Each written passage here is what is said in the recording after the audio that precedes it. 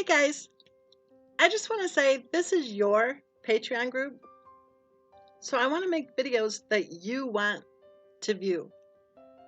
If you want to talk about just the case of Christopher Watts, that's fine with me. If you want to talk about any other true crime cases, that's fine too. If you want to talk about current events in the news, that's okay too. And if you'd like to talk about Meghan and Harry, that'd be interesting, I think, also. Whatever you guys want, just let me know. And if you don't feel comfortable posting in the group, within the group, then you can always email me at missmensa@gmail.com. That's okay. I know a few of you feel better just emailing back and forth, and that works definitely, because every once in a while we get one of the haters showing up in the comment threads.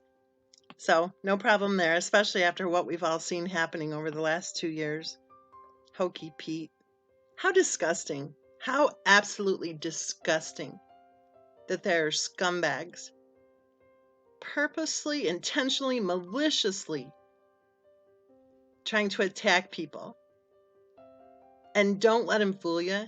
It isn't about anybody's opinion on any case. They target people who they think are easy targets. They target older women. They target people who they think are not computer savvy or internet savvy. They're bullies. They're scumbags. They're abusers. And like I've said a million times in the last couple of years, we don't make excuses for abusers on this channel, do we? Now, this is what I want to talk about. And I know we've talked about this before, but I think this is huge. I think that the case of Christopher Watts is the landmark case for what is called the battered male syndrome. I'm not talking about the night or the early morning hours, whatever, of the tragedy. I'm talking about that marriage. That marriage where Cindy Watts witnessed her son acting as if he was afraid of her daughter-in-law. That marriage where Cindy Watts told us very clearly in that telephone call that she was afraid of her daughter-in-law. That marriage that wrote off over $70,000, and then 2 years later, less than 2 years later, like a year and a half later, Christopher Watts' wife stopped making the house payment for 3 months straight.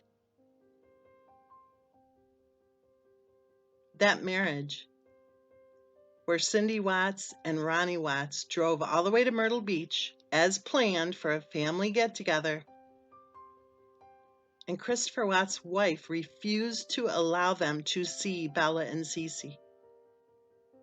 And Christopher Watts was too spineless to tell her to go to hell.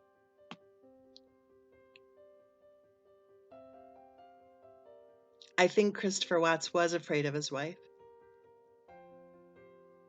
I think he was under her control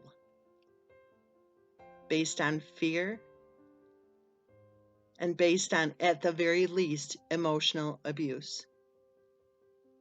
I think there was also financial abuse going on. I think he was afraid of her temper. And I think he was actually afraid to leave her. Maybe not for himself, but I think for Bella and Cece.